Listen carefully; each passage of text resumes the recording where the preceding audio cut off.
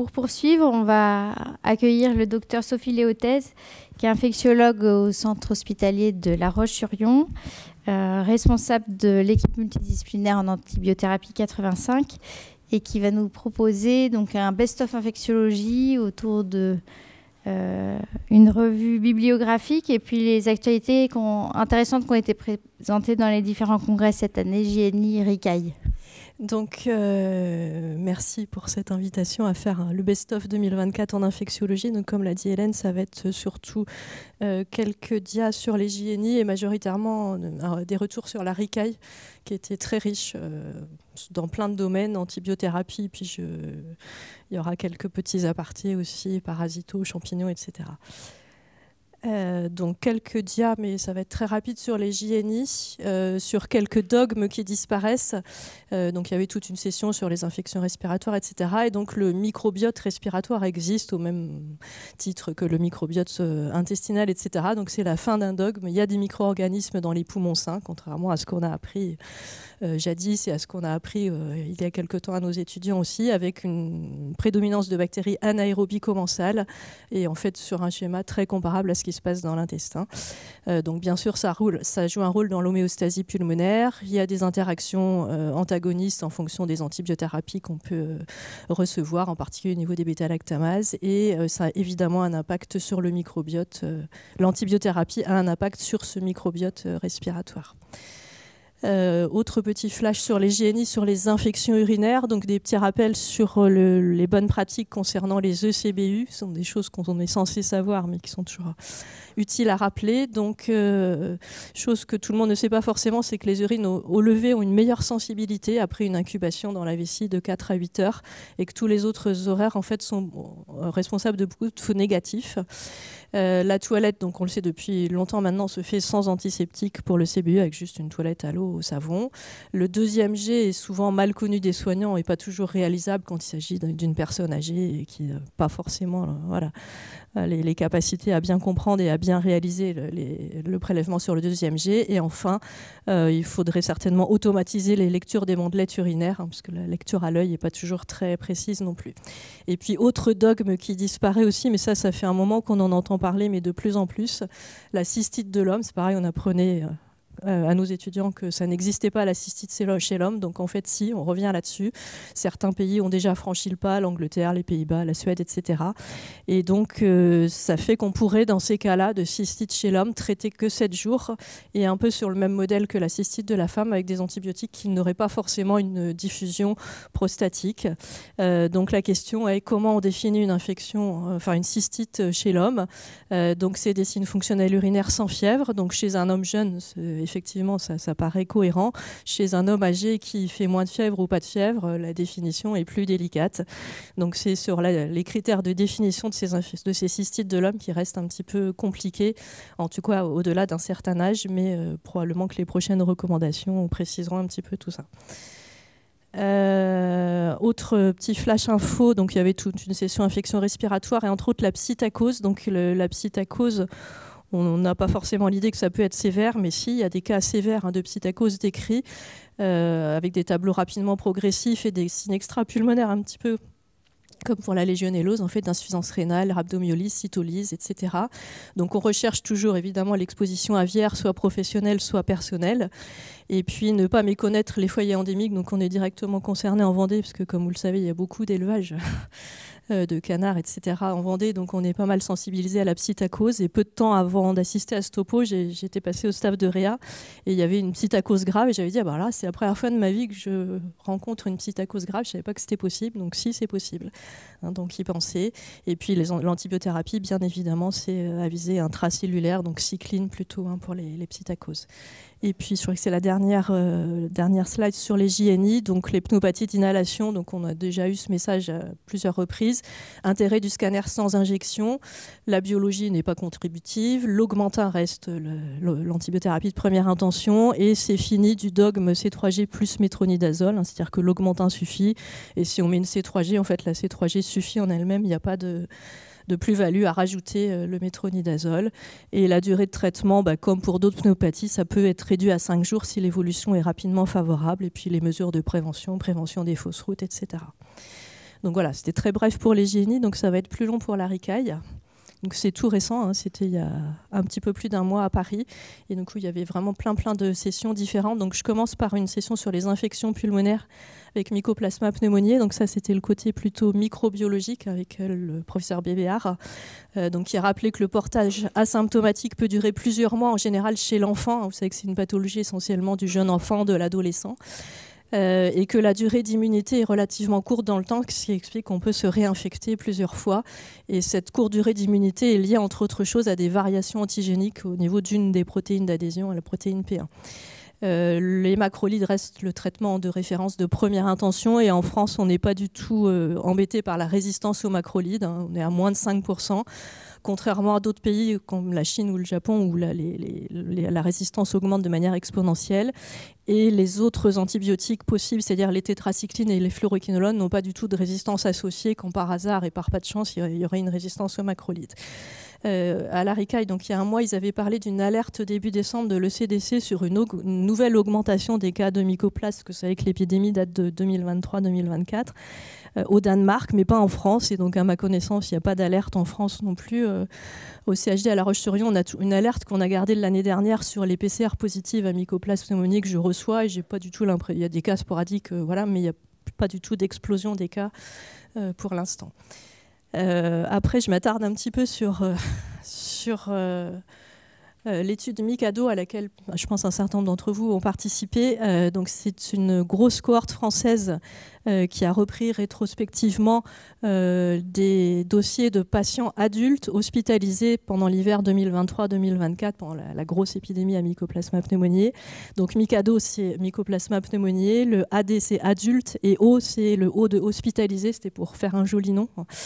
Voilà. Et pourquoi j'insiste, c'est un peu pour mettre en avant notre service de recherche clinique à La Roche-sur-Yon, parce qu'il y a plein de centres qui se sont engagés dans cette grosse étude.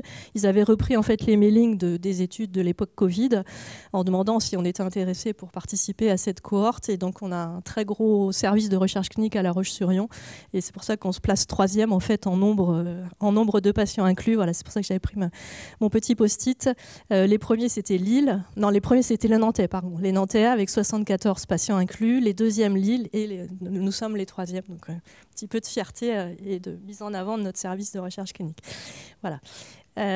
Donc j'ai pu récupérer les slides puisqu'on est co-auteur à La Roche-sur-Yon. Donc c'est une grosse cohorte donc, qui s'intéressait qu'aux patients adultes. Hein. Donc je vous ai dit, c'est une infection qui touche beaucoup les enfants et les adolescents. Donc là, c'est uniquement les patients adultes hospitalisés. Donc c'est pas du tout représentatif de l'ensemble de l'épidémiologie. Donc globalement, ce sont des patients plutôt jeunes, autour de 40-45 ans, 20% de fumeurs actifs, 20% pareil d'insuffisants respiratoires chroniques. Une proportion relativement modérée de patients avec des facteurs de risque cardiovasculaire, diabète, hypertension, dyslipidémie, obésité, et vraiment très peu d'immunodéprimés, oui, entre 3-4% en fonction du cancer solide, hémopathie, etc. La présentation clinico-biologique, donc il y avait toujours un retard évidemment puisque les patients étaient d'abord traités en ville par une bêta-lactamine en général et n'arrivaient que secondairement à l'hôpital sur un tableau qui s'aggravait. Donc il y avait en général 7 jours en médiane entre le début des symptômes et l'admission à l'hôpital. Donc les signes respiratoires étaient bien entendu au premier plan, la toux, la dyspnée et la fièvre. La grande majorité avait au moins un signe respiratoire. Et puis ce qui est caractéristique des infections à Mycoplasma pneumoniae, c'est qu'il y a aussi beaucoup de signes extra-respiratoires, des arthromyalgies dans 20% des cas, des signes ORL, en particulier chez l'enfant, là on était chez l'adulte, et des signes digestifs. Une petite moitié était fébrile dès l'admission, et puis une majorité, c'était la raison de leur hospitalisation évidemment, une majorité avait besoin d'une oxygénothérapie. Bon, la CRP, c'est pas forcément majeur comme information, était autour de 130 en médiane. Je vais passer à la diapo suivante. Donc, ce qui était intéressant aussi, c'est qu'on a l'idée d'un syndrome interstitiel bilatéral pour les pneumopathies atypiques. Et en fait, il y avait beaucoup de syndromes alvéolaires. Et parfois même, ça allait jusqu'au tableau de pneumopathie franche lobaire aiguë, mimant donc le pneumocoque. Mais en tout cas, beaucoup de tableaux de condensation alvéolaire dans plus de la moitié des cas. Des micronodules bronchiaux. Alors, on pouvait avoir plusieurs signes radiologiques associés, hein, mais donc beaucoup de signes de syndrome alvéolaire et beaucoup de micronodules bronchiolaire. Et finalement, assez peu comparativement de syndrome interstitiel, contrairement à ce que l'on apprend dans les livres. Le diagnostic, donc là c'était au fil du temps, c'est la PCR qui est en rosé. Donc vous voyez qu'au fil du temps, on a utilisé de plus en plus la PCR et de moins en moins la sérologie. Et en fait, les sérologies étaient faites essentiellement sur les tableaux non respiratoires pour essayer d'argumenter et de documenter le diagnostic. Et puis, co-infection par des virus respiratoires, on n'a pas les détails, mais vous savez que les PCR sont multiplex, donc on n'a pas que le mycoplasme qui est rendu. Et donc, dans 9% des cas, il y avait une co-infection avec un virus respiratoire. Les traitements antibiotiques, donc comme je vous l'ai dit, le fait que les patients arrivent à l'hôpital oxygéno-requérant, c'est en général qu'ils n'avaient pas eu de macrolide, donc de traitement antibiotique adapté avant. Donc la majorité était sous bêta-lactamine. Et parmi les patients qui avaient d'abord reçu une bêta-lactamine, le délai pour recevoir un antibiotique efficace, donc le plus souvent un macrolide en l'occurrence, était de 4 jours. Et évidemment, les patients graves en réanimation avaient d'emblée une bi-antibiothérapie, ceftriaxone, macrolide, comme ce qui est recommandé dans ces cas-là. La recherche de la résistance au macrolide a été faite dans peu de cas parce qu'elle ne se fait qu'au centre de Bordeaux et au titre de la recherche. Donc, ce n'est pas quelque chose qui est fait en routine du tout. Mais toutefois, sur les 112 patients qu'ils ont réussi à colliger, c'est-à-dire 9% de la cohorte, 3,9% avaient une résistance documentée au macrolide, ce qui correspond aux données qu'on avait auparavant. Donc, pas d'inquiétude sur la résistance au macrolide à ce jour en France. Et les macrolides prescrits, donc ça ne va pas vous... J'ai plus le pointeur. Vous surprendre, mais en majorité, c'était la spiramycine et c'est une particularité très française. Je ne savais pas, il n'y a que les Français qui utilisent cet antibiotique-là, à tel point que les auteurs des articles afférents à cette étude ont eu du mal à justifier leur publication parce qu'on leur disait qu'est-ce que c'est que cet antibiotique, pourquoi vous avez traité vos patients par spiramycine. Et donc les autres macrolides, donc n'importe lesquels, azithromycine, clarithromycine, roxythromycine, érythromycine. Et parfois, il y avait eu un switch entre deux macrolides. Les formes graves sont détaillées là à gauche. Donc sur 1300 patients hospitalisés, donc la plus grosse cohorte à ce jour de patients adultes avec une infection à Mycoplasma pneumoniae, 415 patients en réanimation, 19 décès. Et puis 9 décès de patients qui ne sont pas passés en réanimation. Donc au total, 32% de formes sévères, mais il y a évidemment un biais parce qu'on ne s'intéresse qu'aux patients hospitalisés.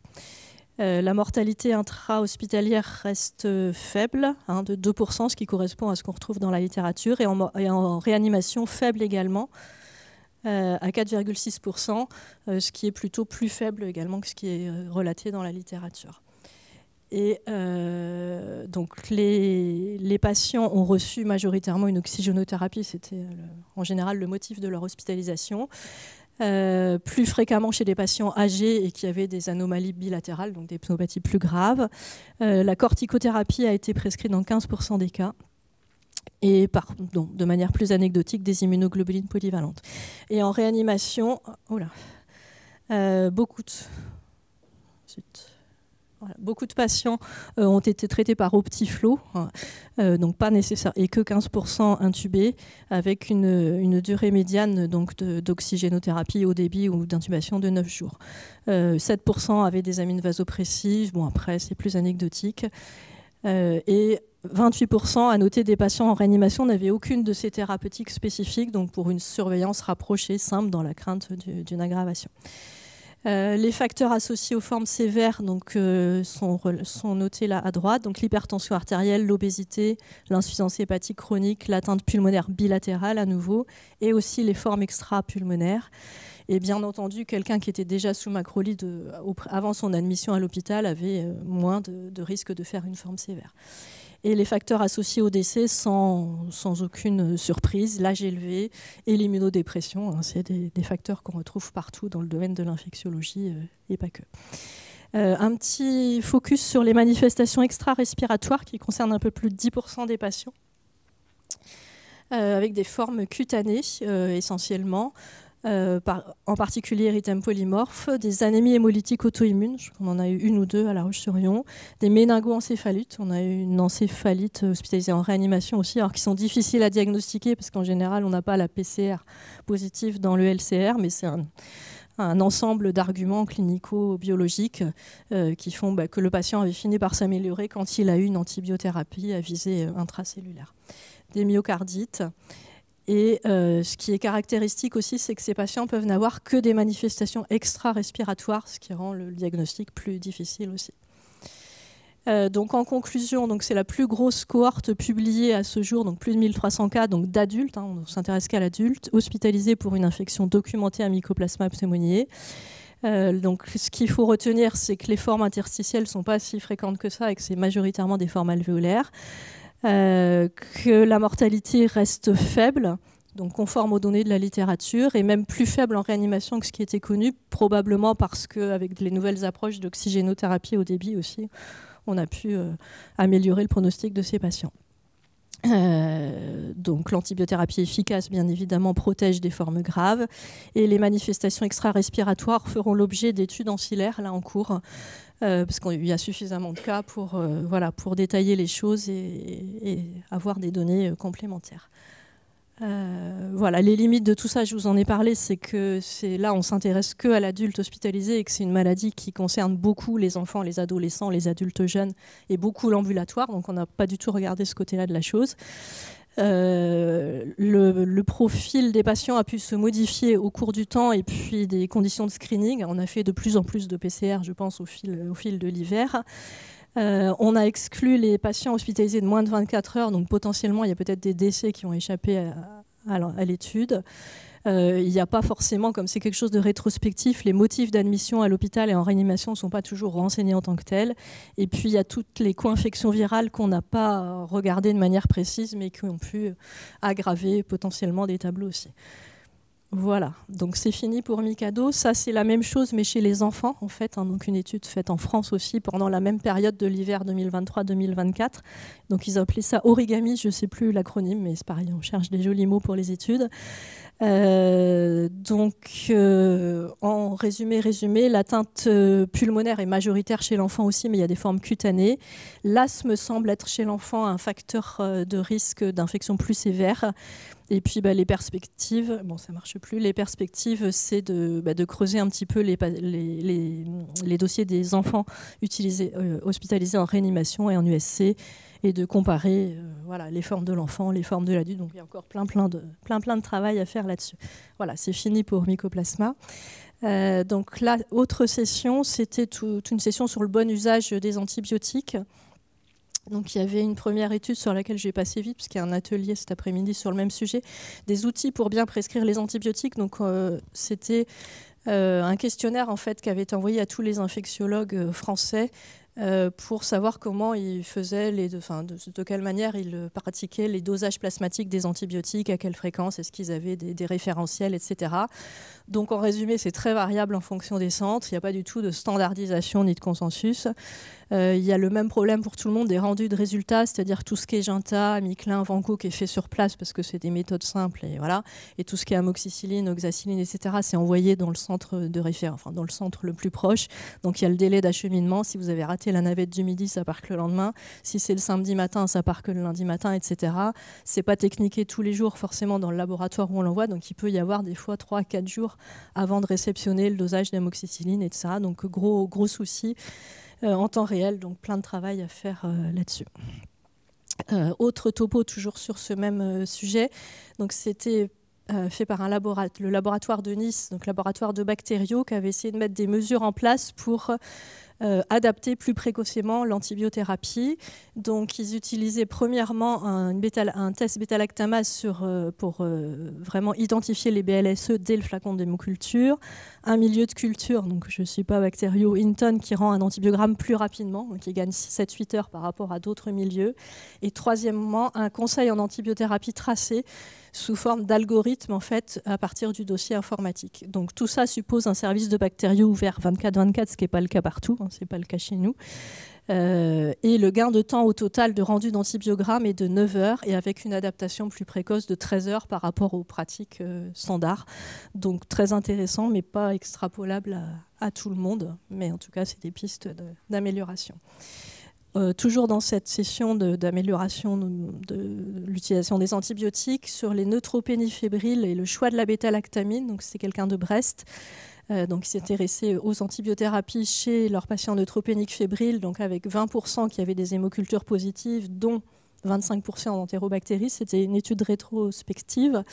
Et en fait, le message, c'est que quelqu'un qui a été déjà traité pour un précédent épisode par cefepime a un risque augmenté. Bon, on aurait pu intuitivement le penser, mais c'est du coup montré d'avoir une infection avec une BLSE. Donc, soit ajouter un aminoside en probabilis, soit d'emblée mettre un carbapénem.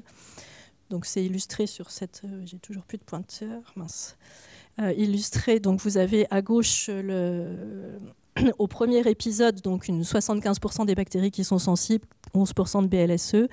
Et après traitement par Tazo, en haut, vous avez donc 40% de bactéries avec une pénicillinase et 14% de BLSE. Et en revanche, en bas, les patients qui ont été traités sur leur épisode précédent par cefepime ont 40% de risque d'avoir une BLSE. Donc toujours dans le bon usage des antibiotiques, toujours le même questionnement qu'on voit depuis des années. Ceftriaxone, cefotaxime, qu'est-ce qui est mieux, qu'est-ce qui est moins bien, sachant que certains hôpitaux n'utilisent que le cefotaxime pour la raison écologique avancée qu'il y a moins de risque de sélection de résistance avec cefotaxime qu'avec ceftriaxone pour une même efficacité, un même spectre.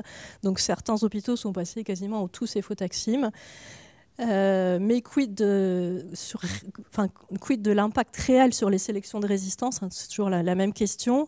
Donc l'argument fort, c'est que la ceftriaxone a une élimination biliaire de 40% et le cefotaxime 10%. Donc le cefotaxime impacterait moins la flore digestive, intestinale, etc. Mais quid de l'empreinte carbone, du coût financier, etc. Donc il y a d'autres topos ensuite. Il y avait beaucoup de choses sur le développement durable, l'empreinte carbone, etc. Et donc si on se place d'un point de vue purement mathématique, donc la ceftriaxone c'est 1 fois par jour 1 gramme et la cefotaxime c'est au moins 3 grammes par jour. Donc 3 grammes, donc on utilise 3 fois plus en quantité de cefotaxime. Donc finalement ce qui arrive dans la bile va être sensiblement équivalent à ce qui arrive avec 1 gramme de ceftriaxone. Donc quid de ce dogme. Donc bon, tout ça sont des estimations, il y a beaucoup de facteurs à prendre en compte, mais finalement peut-être que c'est pas très différent, en tout cas sur le plan théorique, 1 gramme de ceftriaxone et 3 grammes de cefotaxime. Donc après c'était des copies de diapos aussi qui illustrent ce que je viens de vous dire. Donc un seul flacon de ceftriaxone versus 3 injections de cefotaxime, donc sur le plan empreinte carbone, etc., plus de déchets, donc on imagine assez facilement. Ce qui coûte le plus en émissions de CO2, en fait, c'est la fabrication de la substance active et la fabrication du matériel, du conditionnement, et tout le reste est beaucoup plus, pas nul, mais plus anecdotique. Et donc là, ils avaient illustré donc, un hôpital, donc Georges Pompidou pour ne pas le nommer, qui utilise quasiment que du cefotaxime et un autre hôpital de l'AP-HP qui fait moitié-moitié. Et donc en fait, si Pompidou, qui est au tout cefotaxime, passait à la politique soit moitié-moitié, soit tout ceftriaxone, en fait, il y a une économie d'empreinte carbone. Donc en fait, c'est pas tout bien de faire tout cefotaxime. Et inversement, si l'hôpital qui était à moitié-moitié passait à tout cefotaxime, en fait, il augmente son empreinte CO2. Donc pour dire qu'il y a plein de choses, ça c'était en coût, en euros, voilà, pour dire qu'il y a plein de facteurs à prendre en considération et que finalement ce dogme ceftriaxone, cefotaxime, peut-être pas si clair que ça. Après, il y avait plein de posters, j'en ai laissé qu'un. Sur l'administration parentérale versus pérose des antibiotiques. Donc ça enfonce un peu des portes ouvertes, mais c'est toujours intéressant de prouver ce qu'on suppose déjà. Voilà, c'est que quand on met un antibiotique par voie injectable, ça coûte plus cher que du pérose. Voilà. Ça prend plus de temps, infirmier en particulier, à préparer. Il y a plus de risques d'interruption de tâches pour l'infirmière qui prépare ses multiples injections, etc. Donc pour dire qu'il faut passer au pérose dès que possible, ce qu'on répète tous les jours, que ça coûte moins cher. Et voilà. Bon, il y avait plein de posters, mais je ne peux pas tous vous les passer. Donc après, je dévie un peu de l'antibiothérapie, mais il y avait des topos intéressants. Donc c'était une session vrai pathogène du portage invisible, bilharziose, entamoeba et puis sur les amibes. Donc il y a 3 topos là-dessus. Donc je vais passer vite, mais l'histoire était intéressante, même si ça remonte à 2014 avec des cas en fait de bilharziose chez des enfants qui ont été un petit peu longues à diagnostiquer parce qu'ils n'avaient pas voyagé dans des pays d'endémie de bilharziose. Donc ils s'étaient présentés en 2014 avec des hématuries, des tuméfactions vésicales.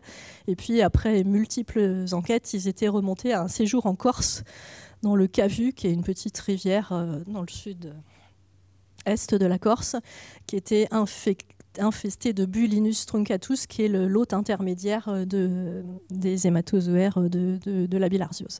Bref, donc la bilharziose là, a été faite d'hybrides, à la fois hématobiome, qui est versant urine, et bovis, qui donne les signes digestifs de la même manière que ce qu'on retrouve par exemple au Sénégal, et sachant que la plupart des schistosomas hématobiomes actuellement sont des hybrides. Donc il y a eu à la suite de ces cas chez les enfants une alerte des GOS, des déclarations obligatoires, des panneaux d'interdiction de se baigner dans les zones à risque, etc. Des sanitaires installés le long de la fameuse rivière, des bureaux d'information, une surveillance de l'environnement, et au total ils ont colligé une centaine de cas en 2013-2014, et ils estiment qu'il y en a eu probablement 3 fois plus. Et il y a une autre rivière, pareil en Corse, qui s'appelle la Salesana. Donc là, en fait, elles sont... le Cavu est là, et Salesana, c'est la numéro 5, donc c'est tout le sud-est de la Corse. Donc bref, ces rivières sont donc infestées de Bulinus truncatus, là, qui est le petit mollusque là, qui fait quelques millimètres jusqu'à 1 centimètre de taille, qui peut survivre jusqu'à 8 degrés. Donc l'hypothèse, c'est qu'il y avait un réservoir humain avec un réensemencement chaque année, et sachant qu'il n'y a pas besoin de beaucoup de bulins pour excréter plein de cercaires. Donc ça, la petite carte de géographie, je vous l'ai mise. Bon, l'œuf de schistosome, pour illustrer un petit peu. Et donc, la morale de tout ça, c'est que le risque de rivières infestées de bulins, en fait, c'est actuellement l'Italie, l'Espagne, le sud de la France, qu'avec les voyages, la migration et l'éternel réchauffement climatique, ça va augmenter, ça va s'étendre au niveau géographique. C'est évidemment lié aux activités en eau douce, aquatiques en eau douce. Donc, le réchauffement climatique ne va faire qu'aggraver la densité des bulins et remonter vers le nord les rivières qui sont infestées. Et donc, il rappelle le dépistage systématique des migrants d'Afrique subsaharienne et le traitement systématique, alors ce qu'on ne faisait pas forcément, parce qu'on fait à chaque fois une imagerie, soit urinaire, soit digestive, des recherches dans les urines, etc. Donc là, l'idée, c'est dès qu'il y a une sérologie positive et qu'on n'a pas la notion d'un traitement récent de la bilharziose, il faut traiter pour éviter de réinfester des rivières, etc., sachant que le traitement minute est en général bien toléré. Les surveillances environnementales, en particulier en Corse où il y a déjà eu des cas, et sachant que donc ça c'était pour la petite note MeToo, je vous ai dit que c'était des hybrides hématobiome plus bovis, et donc je disais que MeToo n'était pas passé chez les schistosomes puisque c'est le mâle qui impose ses symptômes. Quand c'est un mâle hématobiome et une femelle bovis, ça fait des symptômes urinaires. Les plus symptomatiques pour la petite histoire dans tout ce recueil de cas, là, c'était des enfants, ensuite les papas et en dernier les mamans. Donc on conclut ce qu'on veut sur l'exposition au risque et la baignade dans les rivières. Et sachant qu'assez peu de pourcentage des bulins sont infectés, mais que ça suffit donc à disséminer dans les eaux plein de cercaires infectants. Donc ça, c'est pour passer au blastocystis hominis et Dientamoeba fragilis. Donc pareil, je ne vais pas m'attarder parce qu'il y a aussi un atelier à ce sujet. Juste pour vous rappeler que depuis qu'il y a des PCR multiplex qui remplacent les coprocultures, on est régulièrement interrogé, soit sur la ligne d'avis, soit sur Omnidoc, sur mon patient, il a de la diarrhée depuis 3 mois, depuis 5 mois, il a mal au ventre, j'ai fait une PCR, elle est positive, j'ai mis du flagyl, mais il a toujours la diarrhée, donc j'ai refait une PCR, etc. Donc c'est des histoires un petit peu sans fin. Donc je passe parce que c'est les commentaires que les laboratoires sont obligés de vous rendre quand ils vous rendent une positivité de blastocystis ou Dientamoeba. Donc juste pour passer à ce topo, donc, qui était est-ce que ces blastocystis et Dientamoeba fragilis dans un examen de sel, est-ce qu'il faut les traiter ou pas? Donc pour rappel, ce sont des eucaryotes intestinaux plutôt non pathogènes qui sont cosmopolites. Augmentation du nombre de cas, et puis particulièrement depuis qu'on a ces PCR, on en voit de plus en plus. Donc le blastocystis a une prévalence de 20% sur les PCR de sel faites en ville. Dientamoeba fragilis un peu moins, et souvent, vous avez dû le constater, on a les deux en même temps. Le pic de fréquence, c'est chez l'enfant, l'adolescent pour Dientamoeba, donc aux mêmes âges que l'oxyurose. De manière, la répartition géographique, c'est plutôt l'Europe du Nord pour le Dientamoeba fragilis par rapport au Sud, sachant que le pouvoir pathogène est controversé, plutôt non. Il y a des données génomiques qui disent que oui, ça pourrait être pathogène, mais ça reste quand même très, très discutable. Quand il y a des symptômes de type diarrhée et douleur abdominale, il n'y a pas de corrélation en fait, avec la présence ou l'absence de ces deux germes. Le blastocystis serait même un marqueur de bonne santé. Les crudités augmentent la présence. Il y a plein de choses. Voilà. Donc c'est assez complexe. Bon, là j'avais remis un petit schéma sur le cycle chez l'homme du blastocystis. Il y a des sous-types également, donc tous les sous-types ne sont pas autant pathogènes ou non pathogènes les uns que les autres. Et donc la conclusion de tout ça, c'est que la PCR, il ne faut pas la rendre comme, d'ailleurs elle n'est pas rendue comme ça avec juste positivité, blastocystis, etc. Il faut rendre un commentaire qui n'incite pas au traitement, mais qui explique le mieux possible, sachant qu'en plus les spécificités, donc je pense que cet après-midi sera mieux expliqué, de ces PCR est plutôt mauvaise, en tout cas pour ces deux germes. Le Dianthum-Weba fragilis, c'est plutôt pas de traitement du tout. La question peut se poser pour le blastocystis si vraiment on veut traiter ces parts flagiles pendant 7 jours. Mais en réalité, ça marche rarement. Hein, et en général, il faut chercher une autre cause aux symptômes digestifs du patient. Et donc là, j'avais juste, voilà, c'était la conclusion de ce topo, qu'il y avait plusieurs pistes pour le biologiste. Ce qui est recommandé, c'est d'indiquer le rôle pathogène controversé et ne pas inciter au traitement, en tout cas en première intention. Ce qui est acceptable aussi, ce serait de ne pas rendre, carrément, de dire en commentaire, ces deux germes-là, s'ils sont positifs, on ne vous les rend pas parce qu'on considère qu'ils ne sont pas pathogènes. Et ce qui n'est pas acceptable, c'est l'absence d'interprétation, donc de rendre froidement le résultat positif qui va inciter à mettre du flagile pour... voilà. Et toujours dans cette session germe pathogène ou pas, alors c'était hyper spécifique, hein, et je ne suis pas spécialiste du tout des amibes, donc c'était vraiment très très synthétique. Sur les amibes et un Lacantha-Weba, qui est un truc très très rare de l'immunocompétent, et en gros c'est les porteurs de lentilles de contact. Et ça donne des kératites unilatérales qui se traitent évidemment par l'arrêt des lentilles et des traitements anti-amébiens en collyre horaires, ce qui oblige à hospitaliser le patient les premiers jours, parce que toutes les heures, les gouttes dans les yeux. Et en cas d'absence d'amélioration, c'est une chirurgie de débridement. Donc c'est quelque chose d'extrêmement rare, mais qui fait un peu froid dans le dos. Donc ça explique peut-être que maintenant, quand vous demandez des lentilles à votre ophtalmo, il y a une espèce d'éducation thérapeutique. Là, mon fils qui a eu ça il y a un an, on m'avait dit, voilà, la boîte de lentilles, tu te laves les mains, et voilà. Lui, il a eu, je sais pas, 3 séances avec l'opticien d'éducation thérapeutique, et en le rappelant que ça se passe bien, t'as pas de soucis. Donc c'est sans doute pas la seule raison, mais il y a sans doute dû y avoir des cas suffisamment graves pour que, voilà, que maintenant les porteurs de lentilles soient très très très formés, ce qui est très bien. Alors maintenant, il y avait une autre session très intéressante. Il y a toujours à l'ARICAI des sessions un peu sur des thèmes un peu originaux. Donc là, sur le développement durable et les maladies infectieuses, comment faire mieux. Donc c'était vraiment passionnant. Je ne suis pas spécialiste de la chose, donc j'essaie de vous résumer. Donc il y avait un premier topo sur les ECBU et l'empreinte carbone des ECBU. Donc il avait analysé en fait toutes les étapes en comparant les méthodes manuelles, les semi-automatisées et les automatisées.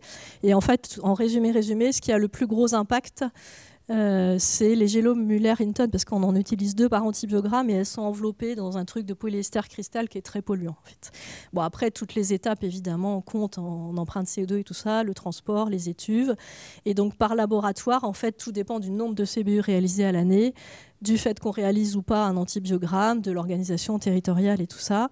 Et donc, en fait, le message que vous pouvez retenir si vous voulez expliquer à vos étudiants pourquoi il ne faut pas faire des ECBU quand ce n'est pas nécessaire, hormis le fait que ça ne sert à rien, que ça coûte des sous et tout ça, un ECBU équivaut à pollue autant que 10 km en voiture. C'est une image qu'on peut retenir. Donc, en dehors du fait qu'on fait déjà beaucoup trop de CBU, que ça déclenche des antibiogrammes qui ne sont pas utiles parce qu'on ne va pas traiter le patient parce qu'en fait, il n'avait pas de symptômes urinaires. Donc, on peut aussi dire, voilà, un ECBU égale pollution de 10 km en voiture. Et donc, en France, si on extrapole au nombre de CBU, ça fait 700 à 1000 et quelques fois le tour du monde en voiture en empreinte CO2.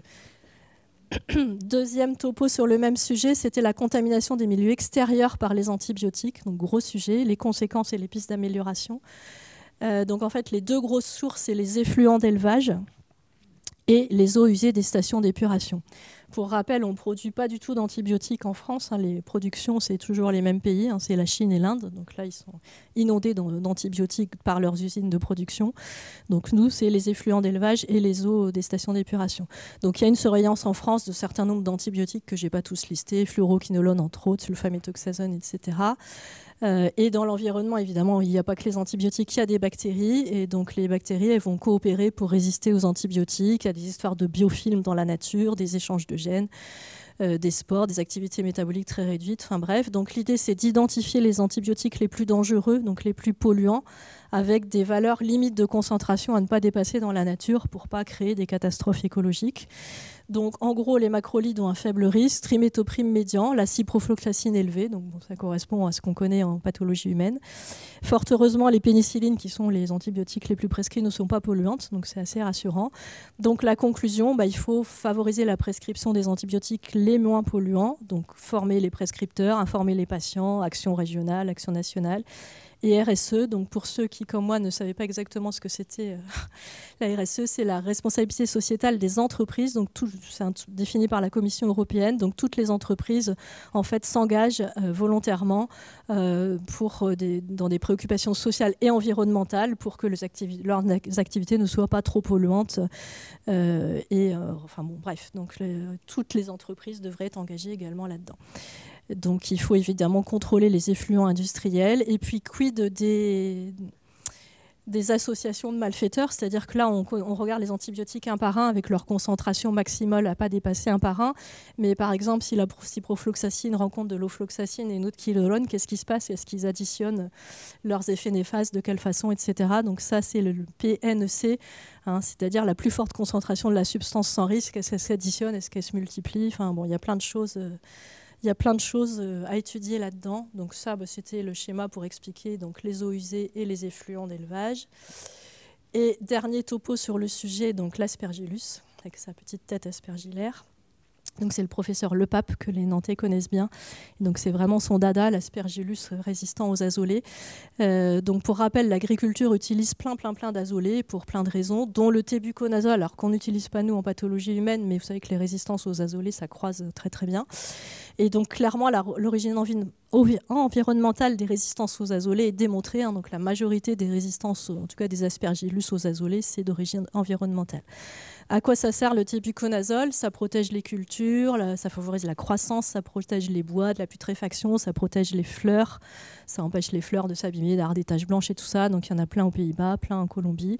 Et les azolés survivent 3 ans sans dégradation dans l'environnement.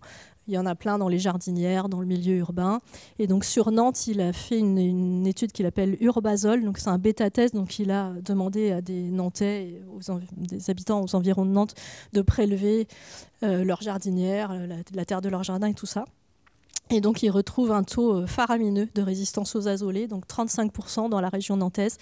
Ça va jusqu'à, en particulier autour du chantier du futur hôpital de Nantes, mais bon, il y en a partout en fait, c'est en particulier là, mais il y en a partout. Et ce qui est assez flippant aussi, c'est que 37% des composteurs sur Nantes sont contaminés avec des aspergillus résistants aux azolés. Donc vous savez que c'est une obligation normalement pour les communes de mettre à disposition des composteurs, je ne sais pas comment on appelle ça, communautaires, où chacun va mettre ses trucs dedans. Et il y a des maîtres de compost qui passent touiller ça régulièrement. Et donc c'est hyper à risque en fait d'inhaler de l'aspergillus. Donc c'est vraiment, j'ai pas encore de composteur, mais c'est pas très motivant. Bon, peut-être qu'en Vendée il y a pas ce problème-là. Et donc on pourrait se dire que les nouveaux antifongiques efficaces sur les résistants aux azolés vont nous tirer d'affaire. Alors je suis pas spécialiste non plus, mais l'orofine, etc. Mais ces familles-là sont aussi utilisées comme pesticides, donc c'est voilà. Et sachant qu'en plus le problème est certainement sous-estimé parce qu'on ne demande pas forcément d'antifongigramme à chaque fois qu'il y a une infection aspergillaire documentée. Il n'y a pas de réversibilité de la résistance aux azolés. Et puis donc les maîtres de compost sont très à risque. Donc attention, ou alors mettez un masque pour aller touiller votre compost. Ensuite, on change complètement de domaine. Les ISET, parce que c'est Charles Cazenave, pour ceux qui le connaissent, qui a un petit accent du Sud. Et donc les ISET, le CHEU, tout ça. Donc je ne vais pas vous le faire à la Charles Cazenave, mais il y avait ce... Voilà. Donc en fait, vous savez peut-être déjà, les recommandations sur les IST vont être mises à jour là, début 2025, mais les textes ne sont pas sortis. Et donc il y a un mois, ils n'avaient pas le droit de nous montrer les recommandations telles qu'elles sont, parce que c'est sous embargo, c'est ça le terme. Donc ils nous ont fait une revue de la littérature en appuyant bien quand même sur les messages importants. Donc la syphilis augmente, bon rien de nouveau, ça fait pas mal de temps que ça augmente. La neurosyphilis, ça fait pas mal de temps qu'on en parle. La ceftriaxone 2 grammes est non inférieure à la vieille PNIG IVSE.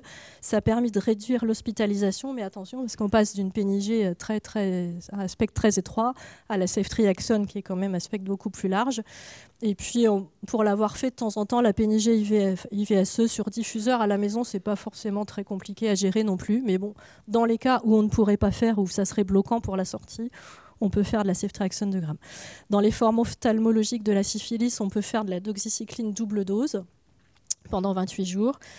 Pour rappel, la doxycycline n'est pas tératogène au premier trimestre de la grossesse, parce que ça arrive qu'on tombe sur des dépistages de sérologie syphilis positive en début de grossesse. Le gonocoque, donc c'est pareil que la syphilis, l'incidence augmente, avec donc une diminution de la diminution de sensibilité au cefixime est de plus en plus problématique, puisqu'on arrive à 11% sur des données du CNR 2023 versus 4% en 2022, donc c'est une augmentation quand même assez sensible. En revanche, la ceftriaxone, il n'y a pas de souci, 0,3%, donc le 1 g de ceftriaxone reste de mise pour traiter les infections à gonocoque. Et attention, parce qu'au Vietnam et au Cambodge, ils sont rendus à 40% de résistance à la ceftriaxone. Donc un patient qui proviendrait de ces régions-là, donc ils disaient, j'ai pas retrouvé après, mais ils avaient dit en probabilis, si on peut pas attendre 2 grammes d'azithromycine, et toujours contrôler la guérison. Toujours pour le gonocoque, en cas de résistance avérée au C3G, l'ertapenem semble efficace. Bon, carbapenem pour traiter une gonococcie, c'est toujours un peu embêtant, du très très large spectre. La gentamicine également. En revanche, il y avait des études avec la phospho, ça ne marche pas du tout. Éternelle question aussi, donc là ils n'ont pas voulu vendre la mèche, mais faut-il traiter les PCR gonocoques positifs dans la gorge chez un patient asymptomatique? Vous savez que chez les patients HSH, on fait les PrEPers, et en particulier les patients VIH, on fait systématiquement des recherches de PCR, chlamydia, trachomatis et gonocoque, même s'ils n'ont pas de symptômes, et on traite si c'est positif. Donc est-ce qu'il faut rester sur ce dogme, sachant que le gonocoque dans la gorge, en tout cas, a une clairance spontanée de 20% en 10 jours. Donc il y a une étude en cours qui compare ceftriaxone versus rien, et qui surveille surtout évidemment les partenaires, parce que le risque essentiel, c'est la transmission.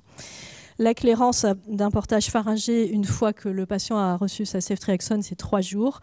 Et un patient qui est toujours symptomatique malgré son traitement, on recontrôle évidemment la PCR. Donc ça, c'est la photo volée au professeur Cazenave, où c'est les Dalton avec le chlamydia, le plus grand, le gonocoque, la syphilis et le mycoplasme, avec c'est les 4 frères Dalton. Donc pour passer au chlamydia trachomatis, qui est pour rappel la première IST bactérienne, tout est en augmentation, les IST. Alors probablement qu'on fait plus de dépistage, mais il y en a aussi de plus en plus. Donc là, il y a de la résistance aux macrolides, donc plus chez l'homme que chez la femme, plus chez les HSH, donc hommes ayant des relations sexuelles avec les hommes, que les HSF, donc hommes ayant des relations sexuelles avec les femmes. Résistance au fluoroquinolone 17%, donc plus chez les hommes que chez les femmes, et la double résistance fluoroquinolone macrolide, donc XDR 16%. Le traitement de la cervicite chez la femme, c'est plutôt la doxycycline, ça va être la doxycycline pour toutes les formes de chlamydia, pour éradiquer également le portage anal, parce qu'on se rend compte que dans 8% des cas, la femme qui a une cervicite à chlamydia a aussi un portage anal, et on sait que pour éradiquer le portage anal, la doxycycline fait mieux que les macrolides, pour lesquels il y a des résistances également. Et enfin, un autre dogme qui parle, le LGV anal n'est pas forcément plus symptomatique que le non-LGV, et pas forcément plus chez les PV-VIH, donc c'est pareil, un autre dogme qui s'en va. Autre sujet complexe, le mycoplasma génitalium cette fois-ci, donc sachant qu'il faut toujours attendre d'avoir les données de résistance pour le traiter, parce qu'il y a beaucoup de résistance, que si vraiment on veut traiter, c'est plutôt la moxifloxacine 7 jours, mais c'est mieux d'attendre de savoir que c'est sensible. Les messages, c'est qu'il ne faut pas dépister les asymptomatiques. Donc je vous parlais du dépistage chlamydia, gonocoque chez les PrEPers, chez les patients VIH. Donc, au CHD, quand on demande ces 2 PCR, on n'a que ces 2 PCR. Mais en ville, il se peut qu'on vous rende des PCR que vous n'ayez pas demandé. Donc c'est pareil, peut-être il faudrait ne pas les rendre. En tout cas, le message, c'est de ne pas traiter les asymptomatiques. Sachant que la clairance spontanée est possible jusqu'à 90% au bout d'un an, et même chez des patients qui auraient été symptomatiques. Et donc la morale, entre guillemets, c'est qu'on ne devrait laisser la prescription qu'à des médecins spécialisés et surtout chez des patients clairement symptomatiques. Donc pas de dépistage systématique en PMA, c'était des réponses à des questions dans la salle, là, parce que manifestement pour la PMA, ça fait partie pour certaines équipes des recherches systématiques. C'est pas recommandé, c'est un commensal de la flore génitale chez la femme en plus, et surtout pas traité, et pareil chez la femme enceinte. Donc ne cherchez que chez le patient symptomatique et ne traitez que si très symptomatique. Et beaucoup de problèmes de résistance. Doxypep, donc ça c'est un peu sur... Enfin, l'extension, c'est pas la PrEP par Truvada, mais c'est en fait un traitement par doxycycline après une exposition sexuelle chez des gens qui ont des relations sexuelles non protégées, répétées, etc. Des gens qui peuvent être déjà prépeurs par ailleurs. Donc, sachant que la doxycycline va couvrir le chlamydia, le gonocoque, la syphilis, mais plein d'autres choses aussi, le staphylocoque doré entre autres. Donc, c'est un large spectre. C'est bactériostatique. En ce qui concerne les résistances acquises, donc le chlamydia, ça n'a jamais été décrit, ni la syphilis, le gonocoque beaucoup, le génitalium beaucoup, et le staphylocoque doré, vous me direz c'est pas le sujet, mais quelqu'un qui prendrait de manière répétée de la doxycycline, il va finir par sélectionner des résistances sur son portage de staphylocoque doré ou autre.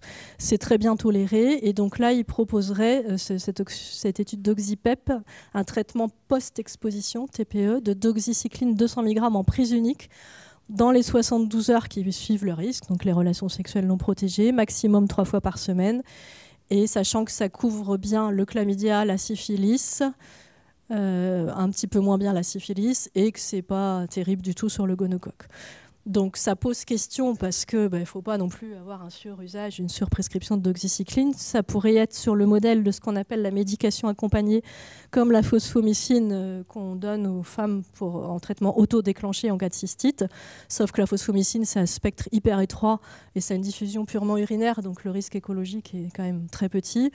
Là, c'est un spectre plus large avec une diffusion systémique. Donc qu'est-ce que ça donne sur le microbiote au long cours, tout ça, on ne sait pas. Donc le rapport bénéfice-risque pour traiter le chlamydia chez un homme peu symptomatique et qui ne fera pas de complications du chlamydia, ça peut se discuter. En revanche, vous savez que le chlamydia trachomatis, c'est beaucoup plus dangereux chez la femme avec des risques de conséquences sur une future grossesse ou un risque de stérilité ou de grossesse extra-utérine. Donc là, l'intérêt de traiter de manière systématique ou de prévenir se discute de manière plus sérieuse. Pour finir avec les IST, donc un petit mot rapide sur herpès et trichomonas.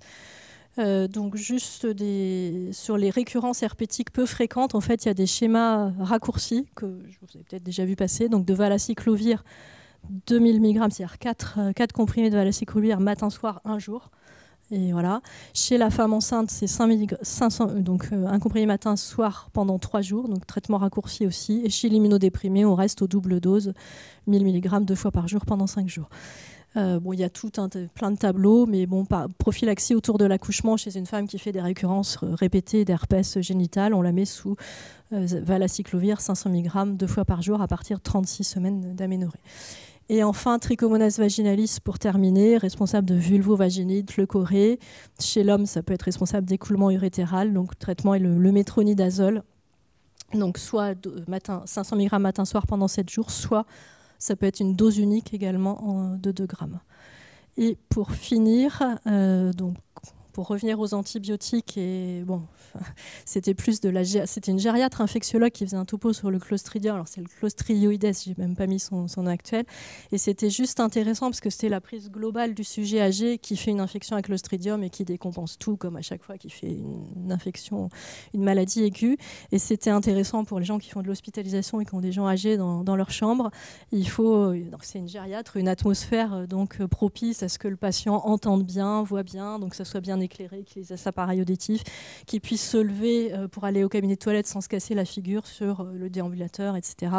Et qu'il ait une horloge et un calendrier pour se repérer dans le temps. Donc j'ai trouvé ça super intéressant. En rentrant, j'en ai parlé à mes cadres qui avaient déjà eu l'idée et qui ont commandé du coup une 40aine d'horloges avec la date pour mettre dans nos chambres en médecine post-urgence. Elles ne sont pas arrivées, elles sont commandées. Voilà, et ça c'était la dernière slide sur les antibiotiques les plus à risque ou les moins à risque, je ne sais pas si on y voit grand-chose, d'infection à Clostridium difficile. Donc à gauche, en fait, vous avez les antibiotiques les moins à risque, donc l'adapto, l'inésolite, claritro, furadentine, tétracycline, tétracycline. Et puis à droite, j'y vois rien du tout, les plus à risque, donc les carbapénem, l'amoxifloxacine, et puis les autres fluoroquinolones un petit peu moins. Voilà. Donc, et c'est fini.